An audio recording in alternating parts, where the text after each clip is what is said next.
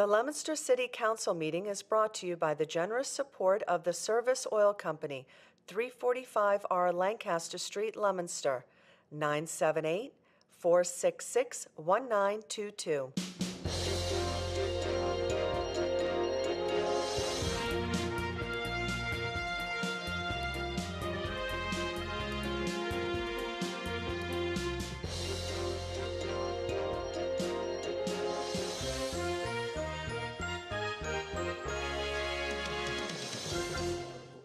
Section 22-105 of the Leominster zoning ordinance to include language regarding recreational marijuana facilities. This hearing was continued from June 11th, 2018. We did get a letter back from Kristen Kelly. It's dated June 21st. It's addressed to Lynn Bouchard. I'll read it into the record. This is regarding petition 40-18. Dear Ms. Bouchard, at a regularly scheduled planning board meeting on June 18, 2018, the planning board voted 7-0 to recommend approval of this petition with the following amendments. Section 105.5.9, revise the text within 1,000 feet to within 500 feet. Add item 105.6.3.I, in quotes, a traffic impact report as set forth in the section 105.6.4.F, end quote. Add item 105.6.3.J, quote, a water and power consumption plan, end quote. These amendments have been made to the draft ordinance document. Please find a copy of the draft dated June 21st, 2018, attached to this letter. Please contact John Souza, Planning Board Chairman, with any questions. Thank you for all your time, effort, and support in developing this ordinance. We appreciate your assistance. Sincerely, Kristen Kelly, Director of Planning and Development. My notes in my memory tell me that these are the three changes that we had talked about at the last public hearing and that we were looking for. I'll go to members of Legal Affairs first to see if they have any questions or comments. Councilor Frida? I'm going to reserve my comments for the vote. Okay. Councilor Bedanza? I don't have, I mean, I think that's faithful to what our prior hearing with the, or joint hearing with the planning board representatives. Right. I don't have any additional comments or questions. Okay. Any other city councilors have any questions or comments at this time? Councilor Zephyr? I'll reserve mine actually until we talk about it. Okay. Thank you. Anyone else? I'll go to the audience. Is there anyone in the audience who wishes to address the council either in favor of or against this petition? Second time, is any member of the audience wish to address the council either in favor of or against this petition? Third and final time. Does any member of the audience wish to address the council either in favor of or against this petition? Seeing none, Mr. President, unless there's any objection, at this point, I'll move to close the public hearing, and we'll take this up later on tonight. Thank you. Okay, thank you.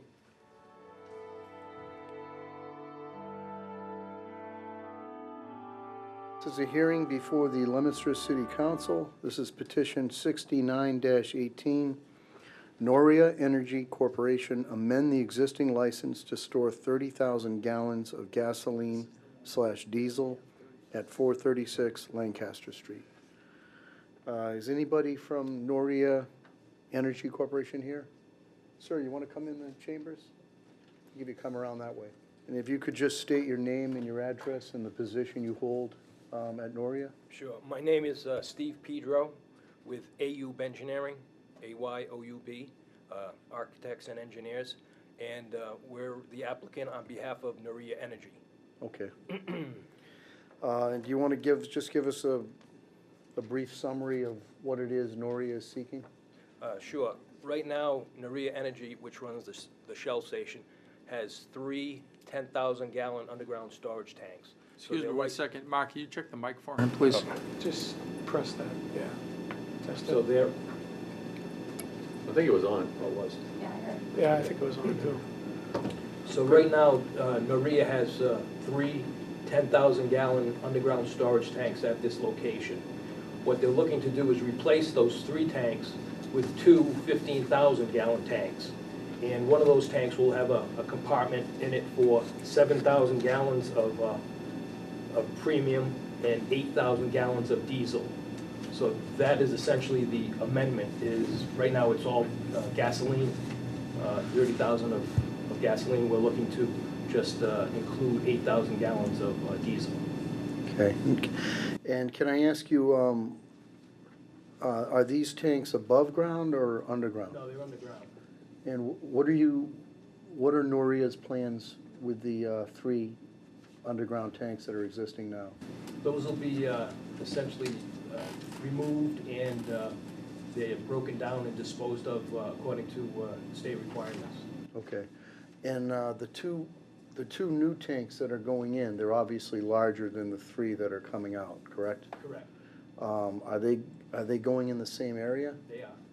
Are they gonna take up any additional space, or is? No, they'll fit in the footprint of the existing three tanks. The existing tanks, I believe, are 8-foot diameter tanks. The 15,000 gallon tanks are 10-foot diameter. Okay.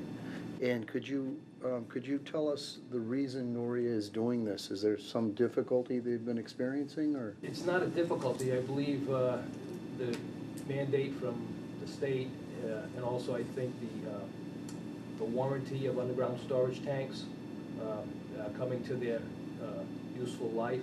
So they're looking to be proactive in replacing those tanks with state-of-the-art double-wall fiberglass tanks. Okay. I'll go to members of Legal Affairs first. Counselor Frida, any questions or comments? No, it appears to be pretty straightforward. Okay. Counselor Bedanza? Will there be any upgrade to the safety or containment in the new application versus the old tanks? Right now, the tanks are upgraded to their requirements in terms of safety, spill containment, alarm systems. The new tanks will have the same, Okay. same level of compliance, Okay, monitoring. all right. I'm all set. All set. Any other counselors have a question or comment? Counselor Zephyr? Yeah, thank you very much. Quick question. Is there any change in the mix of fuels? You mentioned 8,000 gallons of diesel. Is that a change, or is that what is currently on site? No, right now, they don't have diesel. Any diesel, so you're adding diesel? That's correct. Okay, So there'll be two new dispensers Mhm. that will be installed that will be able to pump diesel. okay. All right, thank you. Anybody else? Counselor Cormier? Can you just tell me how long is it going to take to replace? Can we expect some traffic delays? How's this going to affect the traffic in that area? I don't think it's going to affect the traffic on site. They'll probably have to close down, shut the site off when they remove the tanks, and then install the new tanks. They'll have a 18-wheeler scheduled to back up, unload a tank, put it in the hole, get the other tank, same thing, unloaded and dropped in the hole. That's a one-day occurrence, the installation of the tanks to get them in the ground. Then they do the tank top piping, which is, maybe a week or so. So it's Okay, so other than the 18-wheeler coming in, there shouldn't be any blockage in the traffic flow in that area? that's correct. There should be no problem in terms of the existing roadway. We're not dealing with outside the property line. Okay, thank you. Good. Anyone else? All right, before I go to the public, we did get a couple of letters in. I'll read those into the record. We have a letter dated June 21st, 2018, addressed to the city clerk, and this is from Christopher J. Knuth. He's the director of the health department. Reference line is petition 6918. Dear Ms. Bouchard, the Leominster Health Department has reviewed the proposal to store 30,000 gallons of petroleum products in underground storage tanks at an existing gasoline south station located at 436 Lancaster Street. The request is somewhat confusing as they are already permitted to have 30,000 gallons of petroleum at this location. The Health Department has no objections to them changing from storing in 3 USTs to 2 USTs, underground storage tanks, holding the current capacity they are permitted for. Newer USTs have increased safety features for detection and prevention of leaks.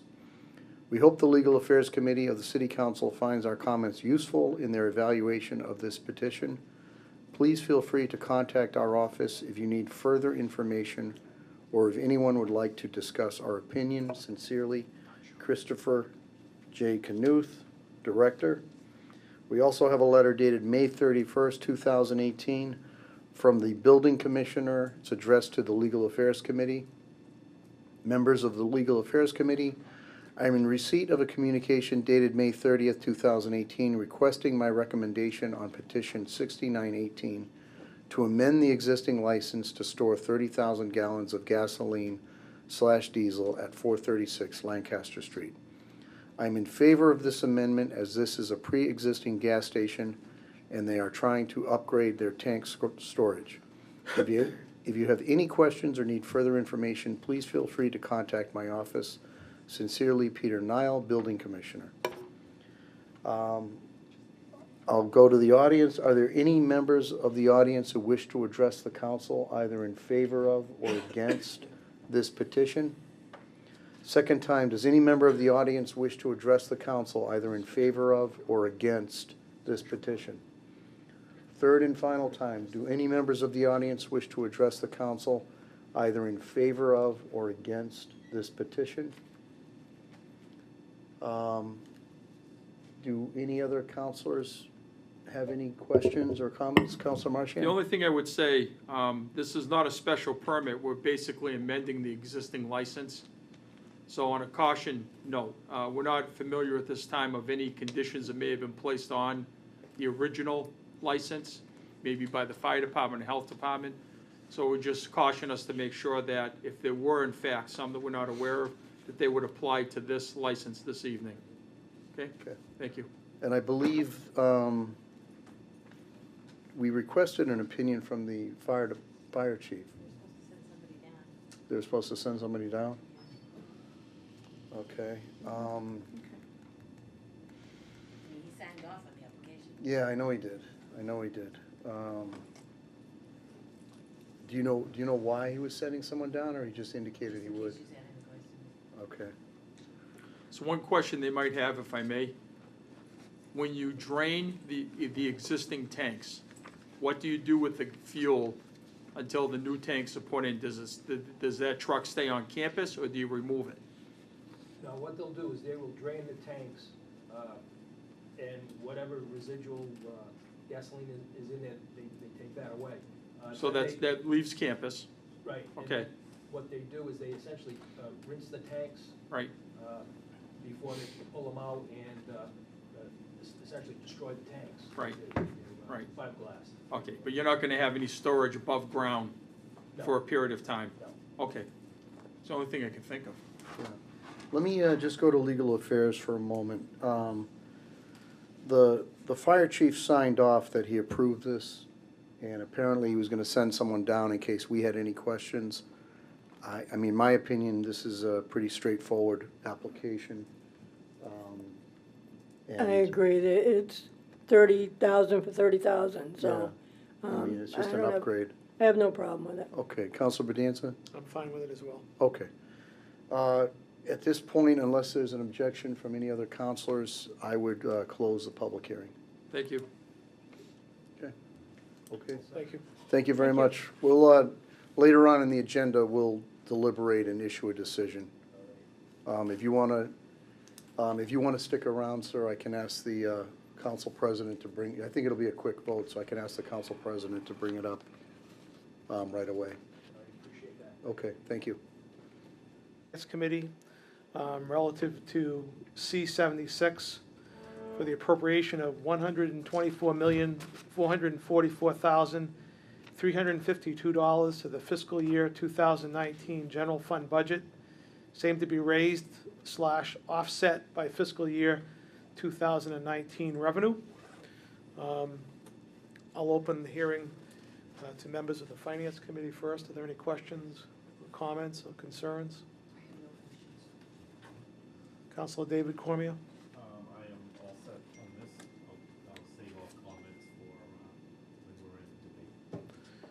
Other members of the council, any questions at this time or concerns?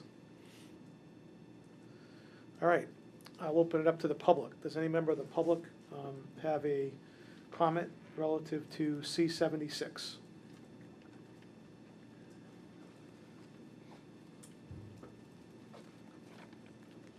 Actually, I'd like to respectfully ask the council if I could, at the 7:15 meeting, I did a dry run of my talk. It's 2 minutes and around 30 seconds.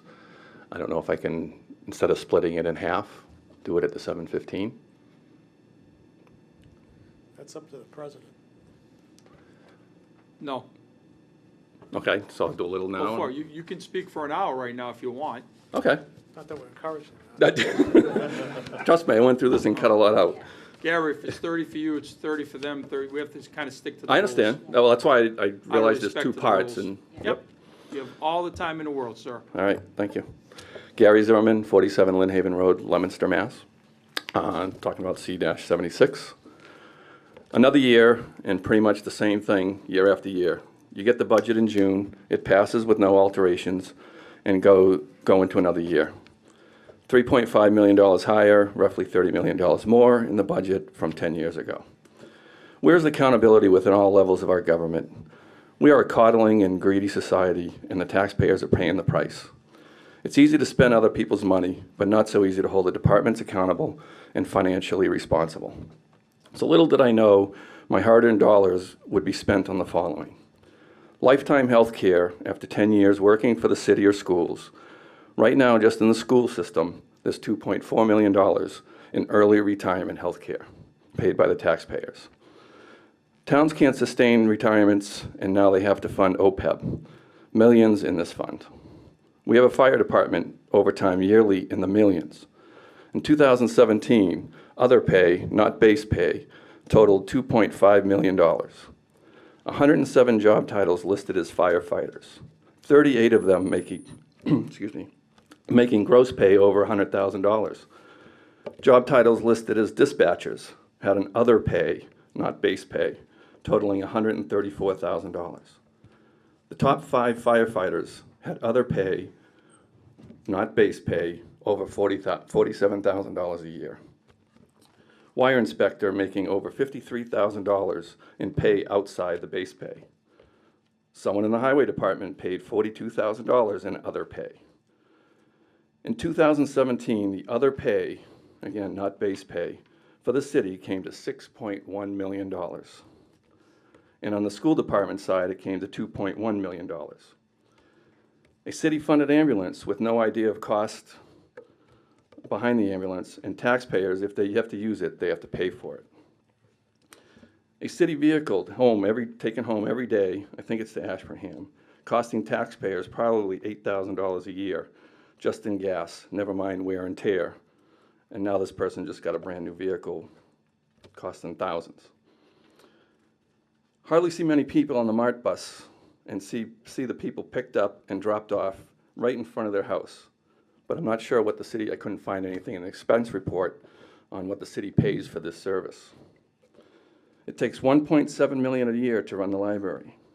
Taxpayers paying for a private school for 30 to 50 kids down at City Place. Not even sure what this costs anymore. Last I knew it was $600,000 or $700,000. Taxpayers paying for free and reduced lunch for roughly 60% of the kids in the schools for breakfast and lunch. Taxpayers paying $2.5 million for busing roughly 180 kids, 80 of those kids out of district in Mass because of the law, and that's $2.5 million. These are just some things I've seen over the years. It's so sad for the taxpayer, and nothing seems to be changing. Thank you.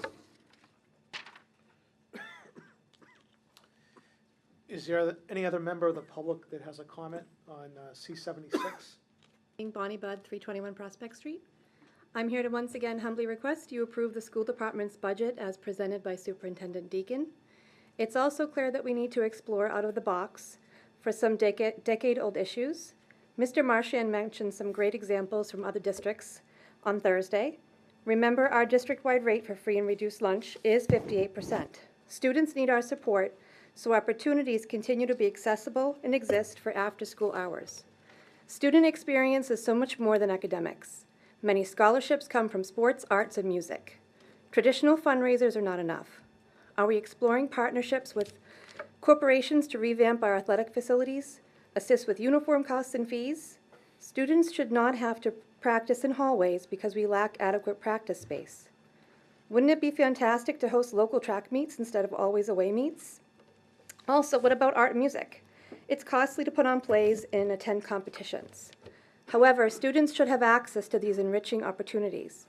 If traditional donations are decreasing, we must explore other avenues to ensure students are not turned away, like Skyview students who this past year did not attend the Great East Music Festival in part due to cost.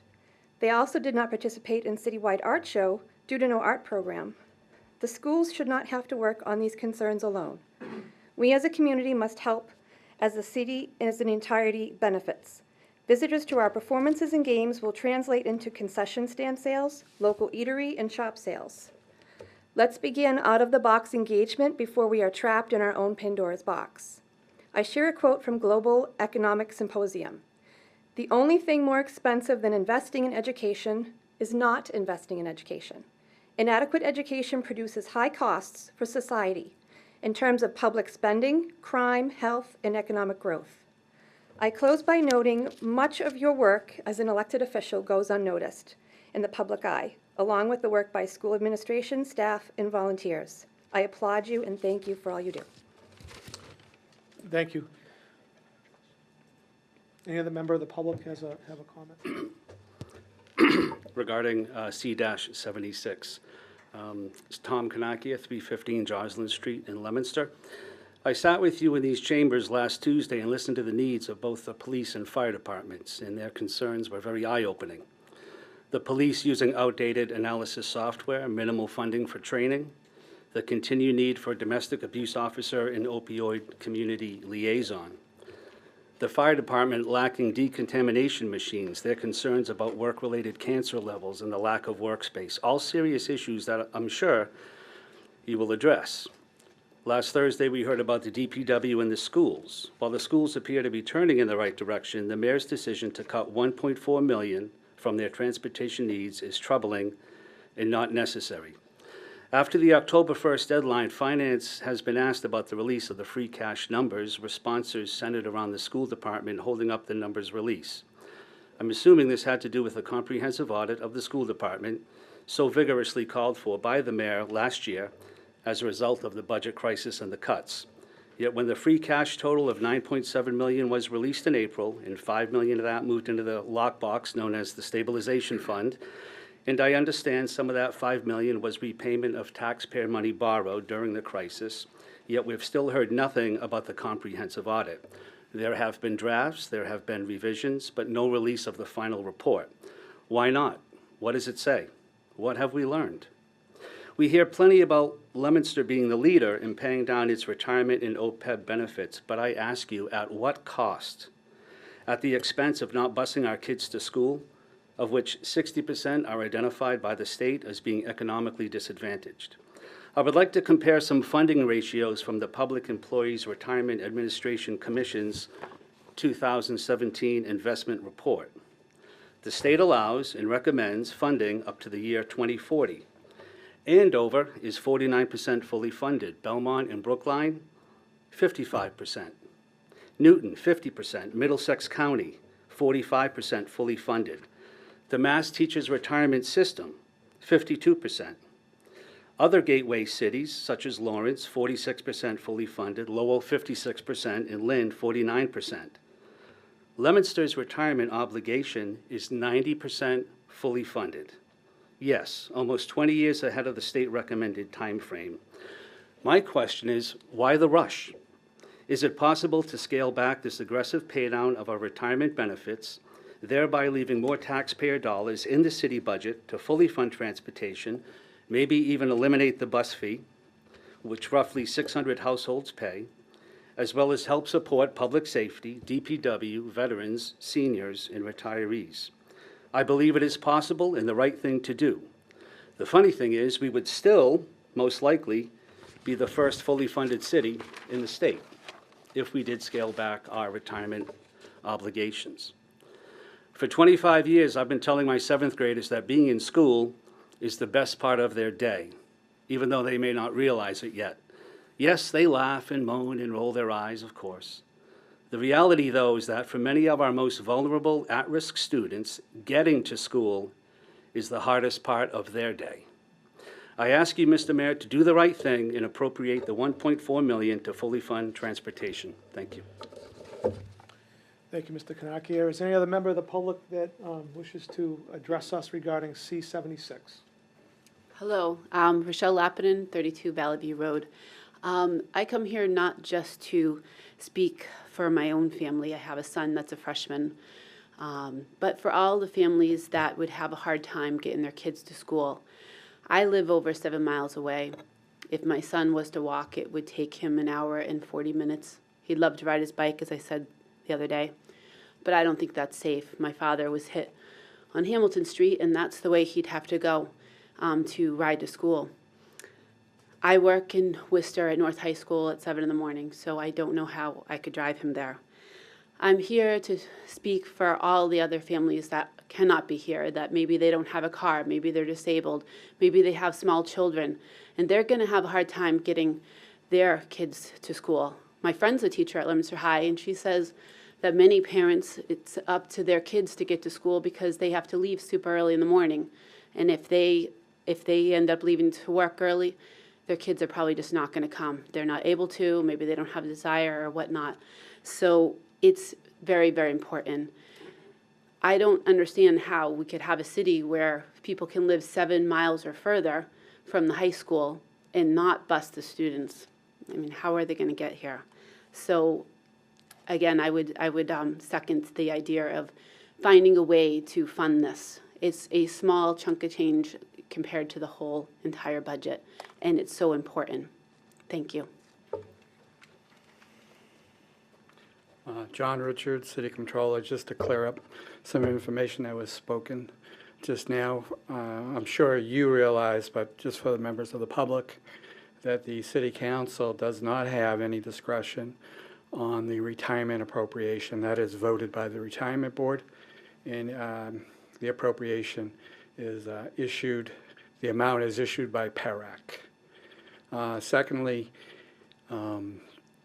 in direct opposition to what the previous speaker spoke about, your funding, the city's funding properly of the OPEB and the pension system is saving money for the taxpayers and for the citizens and their services in the city of Leominster.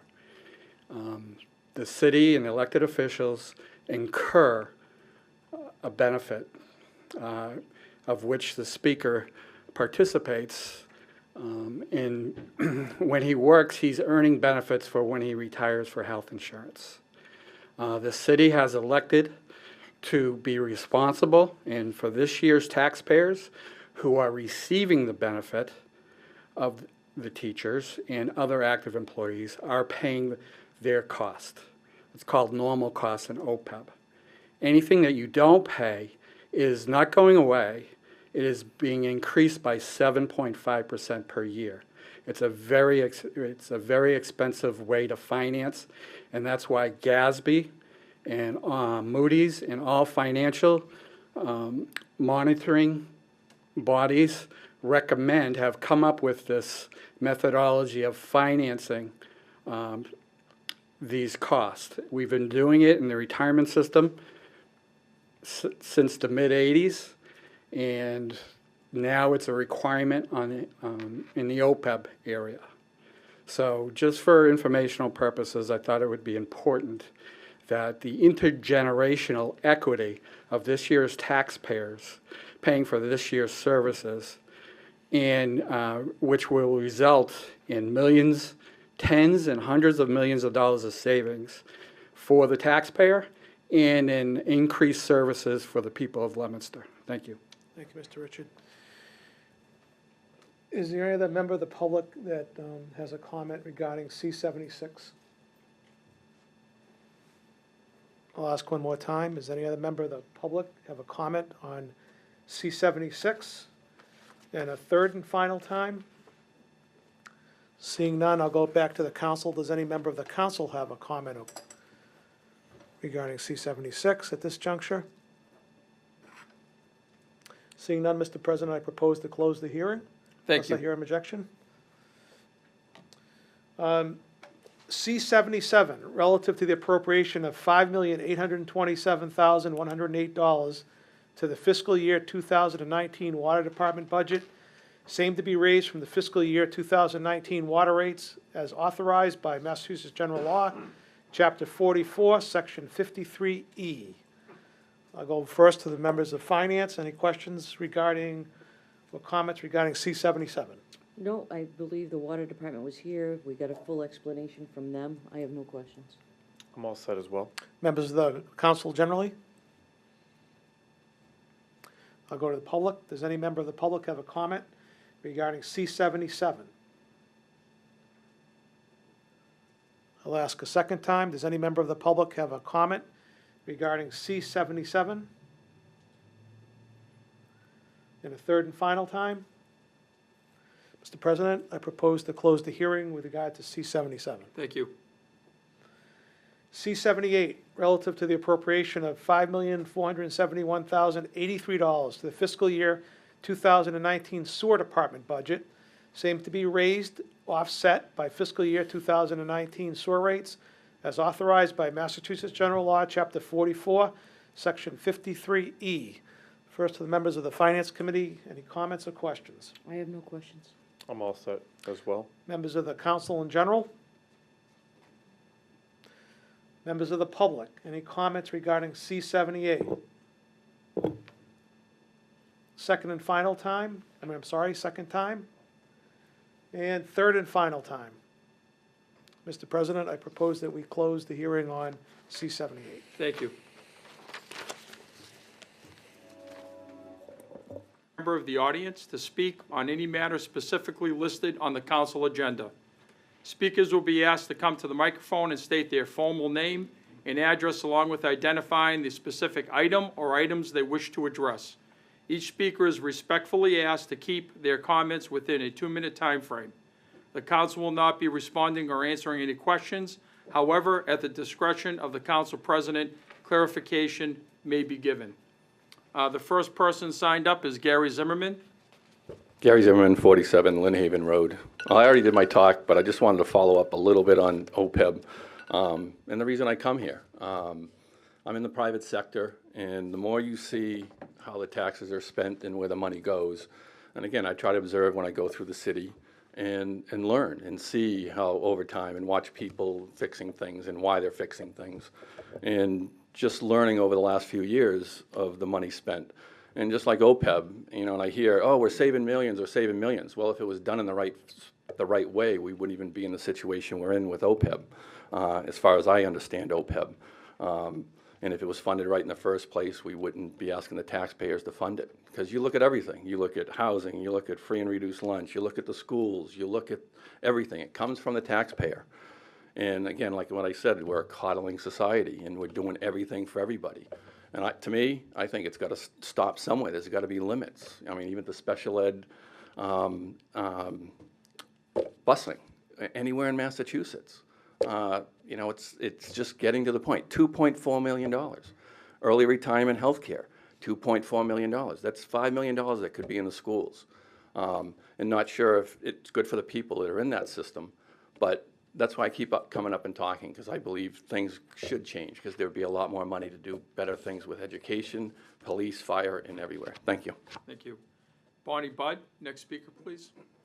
Bonnie Budd, 321 Prospect. I just have concern about the petition 8618 about no left-hand turn from Day Street onto the rear driveway of Johnny Appleseed, and making sure that we've thought about how those drivers will access the school.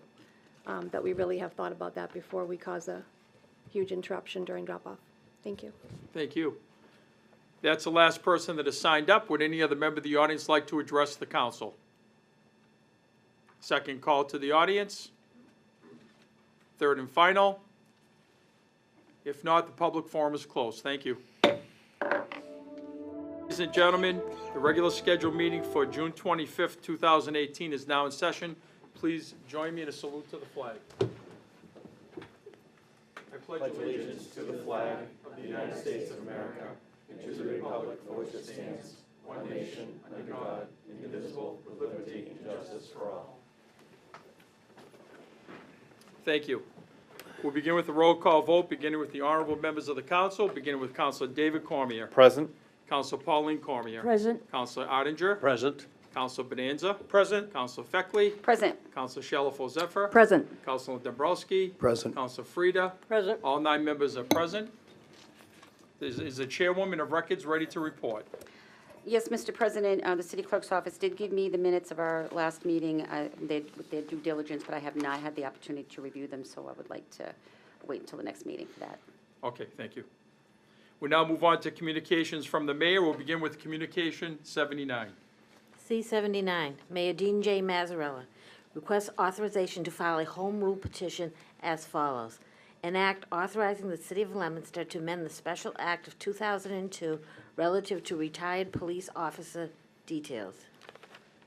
Communication 79 is referred to the Chairman of Legal Affairs. Thank you, Mr. President. First time on the calendar. Like a referral to the police chief and the city solicitor.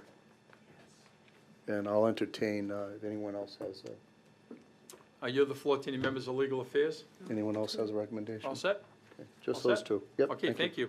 Communication 79 has been given regular course with referral to the police chief and the city solicitor. Thank you. We now have several communications under emergency preamble. First of all, we'll take communication 80. We need to vote on to accept this as an emergency preamble. Are there any questions on the floor? If not, all those in favor of the recommendation to accept it, please indicate in the usual manner. Those opposed, by a vote of 8-1, it is now before the Finance Committee. We'll begin with the city clerk first. Communication 80. C-80, relative to the appropriation of $20,000 to the unemployment expense account, same to be transferred from the collective bargaining expense account. Communication 80 is referred to the Chairman of Finance. Thank you, Mr. President. I have a letter from the mayor dated today to the council. Members of the city council, I am writing as a follow-up to my request for emergency preamble for an appropriation of $20,000 to the unemployment expense account. As you know, the city estimates the amount of unemployment expenses needed. However, it is impossible to know the exact cost of this at the beginning of the fiscal year, nor is it possible to determine the final expenditures until our May and June claims are filed and processed. With the arrival of these bills, we are $20,000 short of what we had budgeted. If this appropriation is not voted on prior to the end of the fiscal year, the city will be incurring liabilities without a means to pay for them. I appreciate your consideration of this request. Sincerely, Dean J. Mazzarella, Mayor. I'll check with members of my committee. I yield the floor to Councilor Pauline Cormier. I have no question. Councilor David Cormier. I agree to grant it. Mr. Chairman. We have unanimous recommendation to grant C-80. Thank you, Mr. Chairman. Council, sir, the recommendation read to grant communication 80 under the emergency preamble. Are there any comments or questions on the floor? If not, all those in favor of the recommendation, please indicate in the usual manner. Those opposed, by a vote of 9-0, the communication is granted. Does the chairman have an order? Yes, Mr. President. Order that the sum of $20,000 be appropriated to the unemployment expense account, same to be transferred from the collective bargaining expense account. Move for the adoption of the order. Thank you, Mr. Chairman. Again, Council has heard a favorable recommendation on communication 80. Are there any questions or comments on the floor? If not, all those in favor of the recommendation, please indicate by saying yea. Yay. Those opposed, by a vote of 9-0, the order's been adopted. Thank you, Mr. Chairman.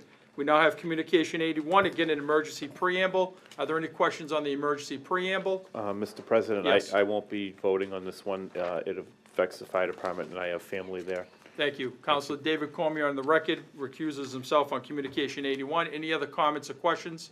If not, all those in favor of accepting this as an emergency preamble, please indicate in the usual manner. Those opposed, by a vote of 8-0, it is now before the council. Madam Clerk. C-81, emergency preamble relative to the appropriation of $60,000 to the fire department overtime account, same to be transferred from the collective bargaining expense account. Communication 81 is referred to the Chairman of Finance. Thank you, Mr. President. I have a letter from the mayor dated today. Members of the city council, I am writing as a follow-up to my request for an emergency preamble for an appropriation of $60,000 for the Leominster Fire Department.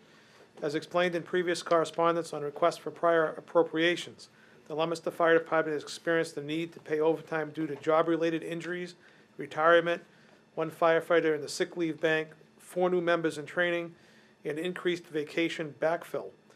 With 2 weeks remaining in fiscal year 18, the fire department will be $60,000 short in overtime funds. With the end of the fiscal year approaching this week, we cannot have unpaid overtime that is owed to employees at the close of the year. I request your consideration of this request. Sincerely, Dean J. Mazzarella, Mayor. I'll check with members of my committee, Mr. President. I yield the floor to Councilor Pauline Cormier. Mr. Chairman. We have a unanimous recommendation with Councilor Cormier abstained to grant C-81. Thank you, Mr. Chairman. Council's heard a favorable recommendation on Communication 81. Are there any comments or questions on the floor? If not, all those in favor of that recommendation, please indicate in the usual manner. Those opposed, by a vote of 8-0, the communication is granted. Does the chairman have an order? Yes, Mr. President, ordered that the sum of $60,000 be appropriated to the fire department overtime account, same to be transferred from the collective bargaining expense account. Move for the adoption of the order. Thank you, Mr. Chairman. Again, the council's heard the recommendation read. Are there any comments or questions? If not, all those in favor of that recommendation, please indicate by saying yea. Yea. Yea. Those opposed, by a vote of 8-0, the adoption of the order has taken place. Thank you, Mr. Chairman. We now move on to Communication 82. We have an emergency preamble. Are there any questions on the preamble? If not, all those in favor of accepting it as an emergency preamble, please indicate in the usual manner. Those opposed, by a vote of Councilor? I'm opposed. Okay, thank you. By a vote of 8-1, the emergency preamble is now before the council. Madam Clerk? C-82, relative to the appropriation of $13,000 to the Library Department expense account, same to be transferred from the Library Department salary and wages account. Communication 82 is referred to the Chairman of Finance. Yes, Mr. President, just bear with me 1 second, shuffling some papers here. Here we go. Take your time. I have a letter from the library director. On behalf of the Leominster Public Library, I'm requesting a transfer of $13,000 from the following library personnel accounts to the designated operating account. The funds are available due to the position vacancy of the assistant director, which occurred this year. The transfer is being requested so the library can repair the West Street granite steps at the entrance, as well as some cement repair on the Pearl Street handicapped ramp. The current granite steps are bowing. They may cause a safety risk if not addressed soon. In addition, the joints and risers on the steps need to be pointed. If you have any questions regarding the aforementioned request for transfer, please do not hesitate to contact me or the library craftsman, Charlie Auger. Thank you for your time and consideration of this matter. Sincerely, Sandra Murphy, Library Director. I'll check with members of my committee. I yield the floor to the clerk, Councilor Pauline Cormier. I agree. Third member, Councilor David Cormier. I agree as well. Mr. Chairman. We have a unanimous recommendation, Mr. President, to grant C-82. Thank you, Mr. Chairman. Council's heard the recommendation read to grant Communication 82. Are there any comments or questions on the floor? If not, all those in favor of that recommendation, please indicate by saying yea. Yea. Those opposed, by a vote of 9-0, Communication 82 has been granted. Does the chairman have an order? Yes, Mr. President. Order that the sum of $13,000 be appropriated to the Library Department expense account, same to be transferred from the Library Department salary and wages account. Move for the adoption of the order. Thank you, Mr. Chairman. Council's heard that recommendation. Any final comments or questions? If not, all those in favor of the recommendation, please indicate by saying yea. Yea. Those opposed, by a vote of 9-0, the order's been adopted. Thank you, Mr. Chairman. We now have Communication 83, another emergency preamble. Are there any questions or comments on the preamble? If not, all those in favor of the preamble, please indicate in the usual manner. Those opposed, by a vote of 8-1, the preamble has passed. We'll now move on to Communication 83, Madam Clerk. C-83, relative to the appropriation of $30,000 to the refuse collection and disposal expense account, $20,000 to be transferred from the building department salary and wages account, and $10,000 to be transferred from the interest on bonds expense account. Communication 83 is referred to the Chairman of Finance. Yes, Mr. President, I have a letter from the mayor dated today to the members of the council. I am writing as a follow-up to my request for an emergency preamble for an appropriation of $30,000 to the refuse collection and disposal expense account. As you know, our curbside collection is based on tonnage. Therefore, in a city of nearly 41,000 residents, it's challenging to determine the exact amount needed while developing the budget the year before. The Health Department does not know the final number until the June bill arrives. If this appropriation is not voted on prior to the end of the fiscal year, the city will be incurring liabilities without a means to pay for them. I appreciate your consideration of this request. I'll check with members of my committee. I yield the floor to the clerk. Councilor Pauline Cormier. Third member, Councilor David Cormier. I agree. Mr. Chairman. A unanimous recommendation by Finance to grant C-83, Mr. President. Thank you, Mr. Chairman. Councilors heard the recommendation to grant Communication 83. Are there any comments or questions on the floor? If not, all those in favor of that recommendation, please indicate in the usual manner. Those opposed by a vote of 9-0, the communication is granted. Does the chairman have an order? Yes, Mr. President, in order that the sum of $30,000 be appropriated to the refuse collection and disposal expense account, $20,000 to be transferred from the building department salary and wages account, and $10,000 to be transferred from the interest on bonds expense account. Move for the adoption of the order. Thank you, Mr. Chairman. Councilors heard that recommendation. Are there any comments or questions? If not, all those in favor of the recommendation, please indicate by saying yea. Yea. Those opposed by a vote of 9-0, the order's been adopted. Thank you, Mr. Chairman and committee. Communication 80 through Communication 83 will be ratified at the July 9th meeting. Thank you. We now move on, bless you. Bless you. Mr. We now move on, President? I'm sorry. Could I say something about the emergencies? I just think it's, Can you wait until old business later on? I was just gonna point out why they're emergencies, that's all. I think it's important for the Go ahead. public to know. If you think it's important, I value that. I just think it's important that they're actually emergencies, Yeah. not true emergencies, but it's because we're at the end of the fiscal year, and they're being transferred from within their own, the library from the library, coming from within their own department. Right, thank you very much, appreciate that. We now move on to Communication 84. C-84, relative to the appropriation of $64,696 to the cemetery salary and wages account, same to be transferred from the cemetery perpetual care income account. Communication 84 is referred to the Chairman of Finance. Thank you, Mr. President. First time on the calendar, regular course, please. Thank you, Mr. Chairman. We'll now move on to page 3. We have petitions before the council, beginning with 79-18. 7918, David R. Cormier, install a stop sign on Sawtell Road against eastbound drivers at Central Street. If there's no objection, we're going to take 79 through 8318 in block. Is there an objection? No objection. If not, Madam Clerk, continue, please. 8018, David R. Cormier, install a stop sign on Litchfield Street against northbound drivers at Lancaster Street. 8118, David R. Cormier, install a stop sign on Torsey Street against eastbound drivers at Central Street. 8218, David R. Cormier, install a stop sign on Columbus Street against westbound drivers at Litchfield Street. 8318, David R. Cormier, install a stop sign on Columbus Street against eastbound drivers at Ruth Street. Thank you, Madam Clerk. Petition 79-18 through 83-18 is referred to the Chairman of Legal Affairs. Thank you, Mr. President. First time on the calendar, each of these petitions will be given regular course with a referral to the traffic agent of the Leominster Police Department. Thank you, Mr. Chairman. So in block, 79-18 through 83-18 have been given regular course with referral to the Traffic Department. Thank you. Thank you. We now move on to 84-18, Madam Clerk. 8418, Interim Chief Michael D. Goldman, amend Chapter 10 of the Leominster Revised Ordinance to add Section 10.3.1 relative to licensing requirements for a peddler's license as authorized by Mass General Law, Chapter 6, Section 172B and a half. 84-18 is referred to the Chairman of Legal Affairs. Thank you, Mr. President. First time on the calendar with a referral to the Police Department and the City Solicitor. Thank you, Mr. Chairman. 84-18 has been given regular course with referral to the Police Department and the City Solicitor.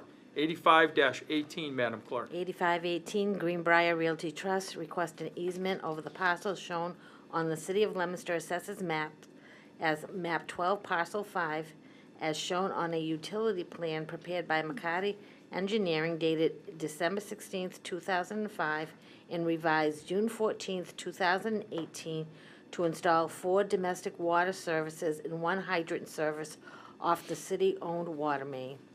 85-18 is referred to the Chairman of Legal Affairs. Thank you, Mr. President. First time on the calendar, regular course with a referral to the Director of the Department of Public Works, the engineering department of the Department of Public Works, the fire department, the planning board, the building inspector, and the city solicitor. Thank you, Mr. Chairman. On 85-18, regular course with referral to the Director of the DPW engineer, the fire chief, planning board, building inspector, and city solicitor. Thank you. Thank you. We now move on to 86-18, Madam Clerk. 8618, Gail Feckley, amend section 13-88.4 of the Leominster Municipal Code by adding the following. No driver shall make a left-hand turn from Day Street onto the rear driveway of Johnny Appleseed School during the hours of 7 a.m. and 9 a.m., Monday through Friday during the school year. 86-18 is referred to the chairperson of Public Safety and Traffic. Thank you, Mr. President. Regular course with a referral to the Traffic Division of the Police Department. Maybe we can get the opinion, too, of the principal there at the school. Try to School find out department? if this isn't what's going on with, from Okay. their purview as well. Right. Okay, we're all set with that? Yep. Thank you. 86-18 has been given regular course with referral to the school department and the traffic bureau. We now move on to matters before the city council. Nothing under Ways and Means and Veterans Affairs this evening. We do have legal affairs, and we're going to bring petition 69-18 to the front.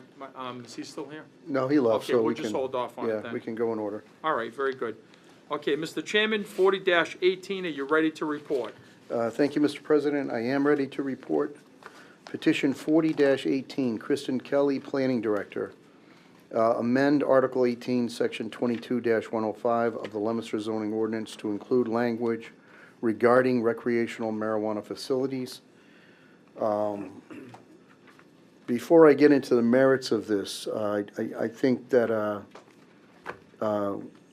we should commend Kristen Kelly. She left because of childcare issues, so I don't believe she's employed with the city any longer. Correct. But she, she did a really good job on this ordinance, whether you're in favor of it or not. She did a great job. She worked hard, and it's not easy stuff. So I just wanted to throw that out there. Thank you. I think procedurally, first order of business, I would make a motion to amend petition 4018 to reflect the recommendations of the planning board, which is to, I don't know if I should do 3 separate amendments, Mr. President, or just one?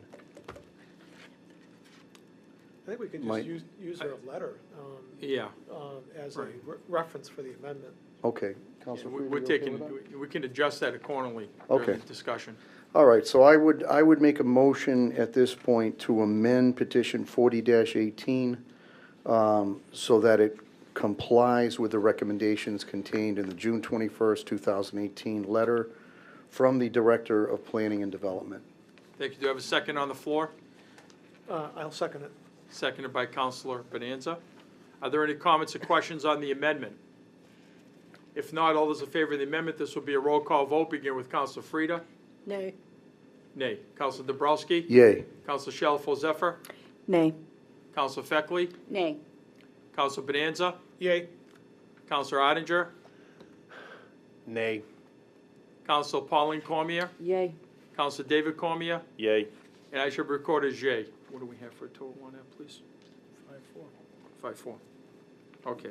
So we have the amendment. That's the first step. Okay. Okay. So 40-18 is now before Legal Affairs. Do you have a report, Mr. Chairman? I'll do some quick committee work. My recommendation is to grant petition 4018. I'll go to Councilor Frida. Let's do this through the chair, Okay, okay? With all due respect, sure. all right? Okay, so your position is to My grant recommendation is to grant petition 4018. I'd ask you to as poll my amended. committee. Thank you. I'll now As yield the amended. floor to the clerk, Councilor Frida. No. Nay. Okay, our third member, Councilor Mark Bonanza. Yes. Yes, okay, we have a report for So, positive. The on amendment. recommendation of the Legal Affairs Committee is to grant petition 4018 as amended. Okay, councilors heard the recommendation to grant 40-18. Are there any comments or questions on the floor? Councilor Frida? bear with me. Take your time. This is a subject in the city that I think has so many different feelings from so many different people that I'm not sure any of us know how to read that. When we were doing the medical marijuana, there was some differences of opinion, but I think the basic underlying feeling was that it was medicinal, people needed it, it was a whole different situation. And I was not 100% sure that I supported that, but I listened to everybody, and I listened to the people that needed it medicinally, and I came around on that as much as I was really not supportive of having, doing it so quickly. But I think we did it okay. I think we put the safeguards in place. But this is just so completely different. I'm really disappointed that we did not do a moratorium, that we did not do a non-binding referendum in November to get a feeling from people in this community. I know we've had some counselors say, well, if people are against it, they'll start a petition of their own, or they'll come to the podium. I don't know about any of you, but when I'm in the grocery store or I talk to people, there are people that aren't activists in terms of coming with petitions or coming to the podium to speak, but they want you to know their position. And I've had a lot of people say to me, they're afraid of this in their community. I don't think we had enough conversation. How many Legal Affairs Committee meetings do we have regarding this? Very few. And it wasn't until we really got to the joint meetings with the planning board. Over the weekend, every day there's been something new added. Lunenburg, residents weigh in on pot. The board put out online surveys asking what kind of marijuana businesses should be allowed in town, or should they. The board is looking to have a good, solid understanding of what residents' hopes are, and to put together regulations that protect the town. The town also has a moratorium in place till the end of the year, which will give the board time to develop the zoning ordinances if need be. I'm sure everybody saw this 4-page article in the Telegram Sunday morning. We have 70 communities in central Massachusetts. 40 of them have a ban or a moratorium. And of those 40, everybody in those communities voted to support the new law. So when you've got 51, 49, you got 56, but it's all right there. It was a huge article. So if you've got that many people, 40 communities, just in central Mass, that are suggesting that they don't support marijuana in their community, recreational marijuana, because there's too many gray areas that they don't understand what's going to happen with the school. We can't even figure out if we go 500 or 1,000 feet around the school. That Worcester is questioning that now. So if you've got 70 communities in central Mass and 40 say no, or we're not sure yet, let's look at it. The Attorney General's office today just came out with extending a moratorium in Mansfield because they haven't been able to get all their questions together. Once we support this and it's in the community, we're not going to get it out of here. We need to know that this is really what our community wants, what our residents want. We need to know how our kids are going to be protected from it. We spent dollars and dollars and money and time to have the DARE program 30 years ago because everybody was afraid of drugs and teach the kids to say no. Now we're talking about having marijuana in the community that's been illegal, and it's still federally illegal, until kids don't take it because it's not good for them. I'm not saying that I'm against marijuana in the community, but I really don't think that we have enough information to really support this. I don't think we did enough homework on it. I understand Kristen did a lot of work, and Councilor Bedanza did as well. And I'm not, I understand that, and I get it. And I get that some councilors want to have it in the community. I know there are dollars attached to this. That bothers me. A lot of the questions that we talk about with the budget, is that how we want to fund transportation, by having money from pot businesses? I mean, can we do better than that? There are just a lot of questions to me, and there's no way that I can support this tonight without having further time to really understand what people want. Thank you, Councilor Frida. Councilor Bonanza. All right, so I want to start with one overarching important principle, and that is that typically with a new use category in a zoning context, unless there's a use category for that particular type of business or industry, then that business or industry not described by that use category is not permitted to locate in the community. And we see this all the time because, you know, the world is changing quickly. New businesses are developing very, very rapidly. And if someone comes into the building department with a new business that's not described adequately anywhere in that use category, it's not permitted until the zoning can be amended to affect that type of progressive and change and all of the things that come along with technology. With marijuana, the state statute says that it doesn't work that way. Now, if right now we don't have a recreational marijuana use category in our zoning ordinance. We have a medical marijuana use category, but no recreational marijuana use category. So if the usual rules of the game applied, we could take our sweet time and we could pass an ordinance when we were ready, whatever that might be, to create that particular use category. Those aren't the rules with recreational marijuana. I'm sure that the legislature looked at this and the industry looked at this and said, if we let communities just freeze this stuff out of the communities by not adopting zoning, I mean, what's easier than to sit back and do nothing? That's really easy to do. So if we let that happen, who knows when these businesses are ever going to be given any foothold, however you deem them desirable or not desirable. I'm not in particular, listen, marijuana has given me the biggest headache in the last several years of anything that's come before this city, and that includes the budget. I don't like the stuff. We voted it was a very narrow vote. I think it was 51-49. Councilor Frida might know the exact numbers. But we got to deal with it. So if we don't deal with it, we get it. And we get it anywhere. And then our ability to restrict it goes away. And that's the work that Kristen and I did, was to try to prevent a general opening of the door or the floodgates to locate these businesses anywhere that somebody wanted to go. So that's what this is. This is what the ordinance is addressing. I did a lot of research. I studied other states.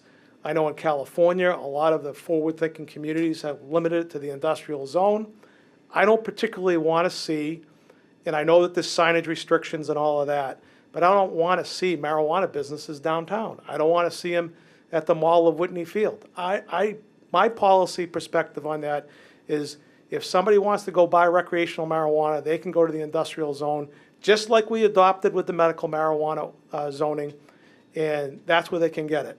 We also adopted, which is our right on the dispensary side, to have the minimum number of dispensaries that we could have, which depending on, I think it's either going to be 2 or 3. This ordinance is about as restrictive as you can get and pass constitutional muster. Now, what happens if we don't pass this ordinance? As of right now, somebody could walk into City Hall and ask for a meeting with the mayor. They could ask to negotiate a host agreement. Now, when Mr. Glowick was down here with Prime Wellness, as far as I know, he hasn't done that yet, but he could do that. Someone else could do it. If you have a medical license right now, he was half right. you can convert that to a recreational license, but you have to have a host agreement first. And once you have the host agreement in place, you can then apply to the CCC for your conversion. Then they got to come back here, in my opinion, for a special permit because it's a different use. Now, if XYZ company walked in here tomorrow and asked to meet with the mayor and negotiated a host agreement and applied to CCC for a new license for recreational marijuana, and they were able to get that from CCC, and they were able to find a piece of land and a location, and we could, before we know it, we could have somebody asking for a building permit, not a special permit, because there's nothing governing, there's no special permit requirement right now in our ordinance for recreational marijuana. And we could have somebody in front of us, not in front of us, in front of the building inspector looking to pull a building permit to build a structure to sell recreational marijuana. We don't have a moratorium, as Councilor Frieda so painfully knows, but we don't want this to happen. We want to have some ordinance in place. And you know what? It's a living document. If we want to tinker with it at some point in the future, we can do that. We can look at zones. We can look at restrictions as far as buffers. We can look at all sorts of things. But we need to get something on the books now to protect our citizenry. Okay? If you're for or against marijuana, you still need to get something on the books, because if we don't, we're going to throw it to the wind and anything is possible. And there is nothing right now, we don't have a moratorium, there is nothing right now to prevent somebody from asking the mayor for a meeting to negotiate a host agreement, and taking that host agreement and going to the Cannabis Control Commission and asking for a license, satisfying all their requirements, and then coming not to us for a special permit or anyone else, but going to the building inspector for a permit to build a building, because they don't need a use category. I can't say that, I can't emphasize that strongly enough. It doesn't have to be zoning in here that deals with recreational marijuana to permit a recreational marijuana facility from locating in Leominster. That I feel strongly about, and that's why I worked as hard as I did on this, to get something to protect our citizens from letting this stuff go anywhere. As a policy matter, I don't want high school kids or even grammar school kids walking downtown or in a mall and looking at marijuana facility or dispensaries for sale. I happen to think the whole thing is a ruse. I mean, they came to us and they sold this with the medical side. Mr. Glowick, as we know, said plainly that he had no interest in converting to recreational. Well, guess what? Now there's a CCC regulation that says that you have to maintain a certain percentage of medical product. Why do they have that regulation? Because they know what they're really intent on selling is recreational marijuana. I understand that there is medical application for the drug. I get that, and I support that 100%. There's a lot of great information out there on that. But, you know, there's another wrinkle to this that has been in the works for a long period of time. That's where I stand on it, and I hope we can adopt this. Thank you, Counselor. Counselor Dombrowski, you were next. Yeah, I respect the counselor at large, Frieda, and I've worked with her for many years, but I disagree with this one. And I'll preface my comments by saying that I was not in favor of marijuana. I don't like it. I believe it's a gateway drug. In my line of business, I don't know a single heroin addict who didn't start with marijuana. They don't start with heroin. So I don't like it, but this isn't a marijuana question. That question was answered. This is a zoning question. And as Councilor Bedanza said, and I appreciate his hard work on this also, I was remiss in not mentioning him. But as he said, if you don't zone it, okay, then you run the risk of it being able to go almost anywhere. And it is a working document. Something changes, then we can react and act accordingly. But it is something that needs to be done. And make no mistake about it, it is not a marijuana question before us. It's a zoning question. And I believe that we need to pass this. I believe that to not pass this is irresponsible. And I don't think I can say it any more strongly than that. Thank you, Counselor. Counselor Frank Oettinger? Yeah, I appreciate the work that Councilor Bedanza and the Planning Board has done on this ordinance, and it seems to be fairly tight. However, I tend to agree with Councilor Frida that there are so many unanswered questions at this point that rushing into it, even if it is kind of a defensive rush, would be detrimental, could be detrimental to us.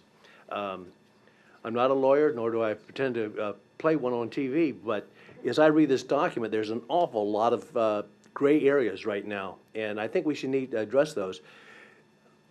I know Maura Healy, the Attorney General, just came out with the provision that the moratoriums could be converted into 2019, and that there must be a reason for that. I mean, there are a lot of cities and towns that seem to have questions on that, and maybe we should revisit the moratorium idea and see what we can do.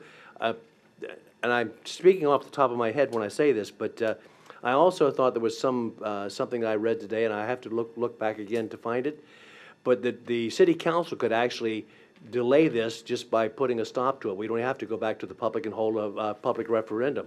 The city council has the ability to just put it on hold, and I think that's accurate. I mean, I don't remember where I read it, and I just didn't think to bring it with me tonight, but I'll look it up and I'll get it to everybody as soon as I can.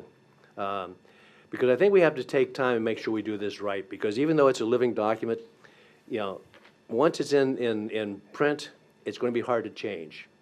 I really think that we have to take a long, hard look at this before we adopt anything. I would suggest we go back and take a look at stopping it and going back and really understanding it. There's a lot of gray areas in this law as you read it, and I think Councilor Bedanza will tell you that there's a lot of gray areas in this law. And it just seems to be that we're going ahead with it, and so many of our other communities are backing off on it and taking another look at it. I suspect that if we had a moratorium in this city right now, that the vote would be reversed, because the marijuana industry designed this bill, this referendum, and not referendum, ballot question, and put a lot of money into making it happen here in Massachusetts because they wanted to get a foothold on the East Coast, and they've got that now. But people are looking at it now and starting to understand some of the consequences. As Councilor Dombrowski said, and Sheriff Louis Evangelitis always says, that 90% of the people that are in the Worcester County House of Correction go this route: alcohol, marijuana, heroin, county corrections office, okay? That's the route that, we're facing. This marijuana that we're talking about right now is not the same marijuana that was around the, in the 60s and the 70s and early 80s. This stuff is potent, sometimes as much as 10 times as potent as what marijuana used to be. And it is an addictive drug. Whether people like to admit it or not, it is an addictive drug. And we need to make sure that we don't turn it loose in the city. That's just my, my thoughts. Somewhat rambling, but sorry about that. No apology necessary. Okay. Thank you for your comment. David Cormier was next. Thank you. Yeah, I also want to thank, everybody involved for all their hard work to bring this, petition to where it is, to a vote tonight. As the counselor across from me and diagonally said, the question's already been answered, I mean, I could sit here and tell you my opinion on any kind of a drug, and, I'm one of those people that I don't even like to take a leave when I have a headache. I just don't believe in, putting anything in your body that's, any kind of a drug, or I don't even like taking prescription drugs. That's just me. But that's not what's before us. I've said before that we have to, the people have made a decision in our city, and it's up to us, to react to that decision. And if we don't, then what's going to happen is, as the Ward 4 councilor indicated, they can go anywhere. So, if you vote against this petition, you're basically saying that marijuana can go anywhere in the city of Leominster. And, some of the comments that I hear from some of the people on the council, indicate that they want to ban, a referendum, vote to ban it. They should have led the charge. I mean, It's just as simple as that. Either you lead that charge, you're successful, or we zone it. We don't have any other option. And our zoning is about as restrictive as you can get without actually banning it from the city of Leominster, without banning it. So I just don't understand, if you're not crazy about marijuana in the first place, why you would vote against this petition. So I'm all for it. I think, you know, I do recognize what the vote was in the city. It was 51 to 49%. And I think what this zoning does, I think, is it kind of meets everybody in the middle. You know, the people that want access to it for whatever reason have access to it. But I think we're clearly saying that, you know, we're not going to have it on every street corner.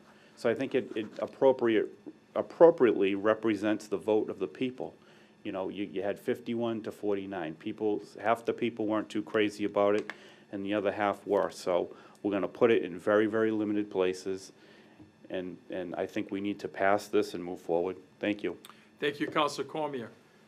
Would any other councilors that haven't spoken yet? Councilor Shalfo Zephyr, next, please. Yeah, thank you very much. I have a number of different, I'm just conflicted about the whole thing. I'm not a fan of it. I think recreational marijuana is a real problem. I do think it just leads, you know, people onto different and, you know, probably more potent kinds of drugs. And I also don't think, I have real concerns about just a blanket industrial zone.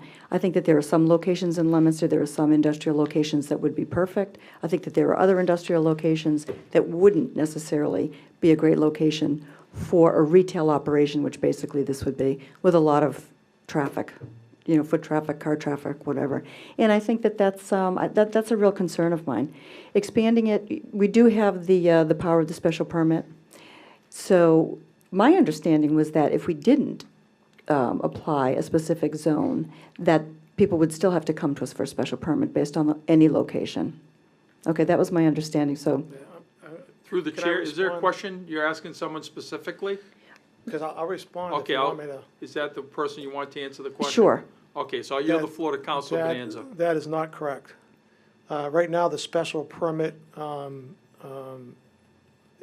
avenue only applies to medical marijuana. We have no zoning. In order to have a special permit authority and process, it has to be in the ordinance. There isn't one, doesn't exist. And as I said during my discourse, if you don't have a zone for it, it can go anywhere. So that would be with no special permit, that would be with a building permit only. However, through the chair to the Ward 4 councilor, if we had an ordinance that said any recreational or adult use marijuana facility needs a special permit from the city council. Well, that's what's before you. No, this is for an industrial zone. Correct. Right, but if we deleted industrial zone, and if we said regardless of where they want to locate, they have to come to the city council for any.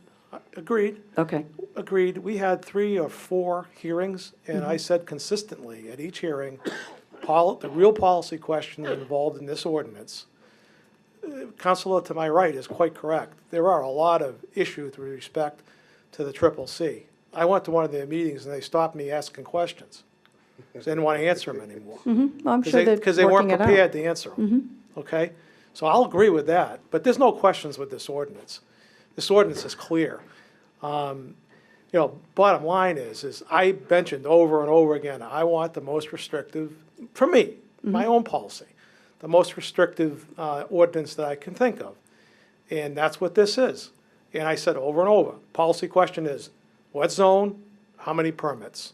Those are the marquee questions, policy questions. We've had months to talk about this. I've had no one tell me during the period of time. I've had people tell me there were problems because there wasn't a moratorium. I value and I respect that opinion. I've had people talk about, you know, how many permits, but no one ever said, there's never been till tonight, there's never been a question about where. It was always the industrial zone. Granted, we haven't voted on it, but that's what the issue was. Well, I think. Through the chair, Sure. you done talking? I am. Thank you.